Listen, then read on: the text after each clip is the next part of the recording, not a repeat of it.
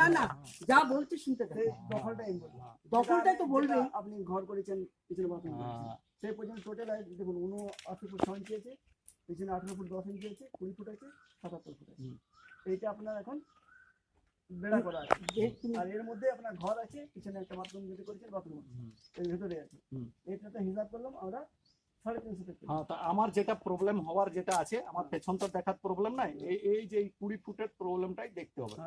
20 foot আমার আছে কিনা নাই আমার নকশাতে।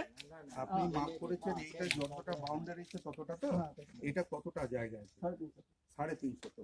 তুমি কালকে তোমার দলিলটা নিয়ে আসবে, তোমার কতটা জায়গা আছে তোমাকে মাপ করে উনি বুঝিয়ে দেবেন। আর তোমার যদি ওনার উপরে বিশ্বাস না থাকে তুমি আমিন নিয়ে আসবে। আচ্ছা ঠিক আছে, আমার এখন প্রবলেমটা যেটা বলছি পুরোটাই প্রবলেম।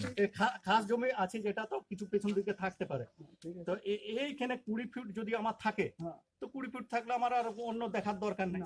না না আর দেখার দরকার নেই।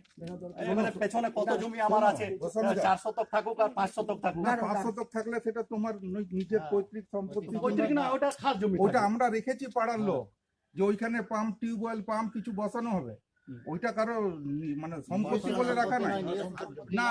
ওইটা তোমার যতটা জায়গা আছে আর উনার যতটা জায়গা আছে এই দুটো জায়গা বের করে দেবে।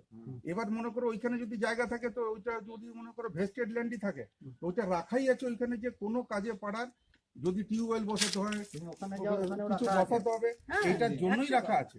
এরকম না যে ওটা ঠিক আছে, ওটাই হচ্ছে কথা। সরাই দেওয়া হবে।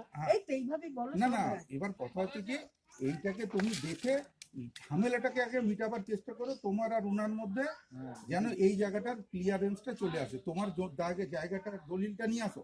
আর উনি তো দলিল নিয়েই এসছেন, এবার এনাকে ইনি বুঝিয়ে নিয়ে আসতে পারেন আমার জায়গাটা বড় করে দাও, তত তুমি এনাকে বিশ্বাস করো না। তুমি তোমার মতন একটা না, তা আমার এখন যেটা এনার জমি এনে দুজনে মাপ করে দাঁড়িয়ে থাকবে, পাড়ার লোক থাকবে। যেটা টাচ আছে এইটা তো টাচ, এই চাওড়াটা আমার 20 ফুট থাকা দরকার, বাস।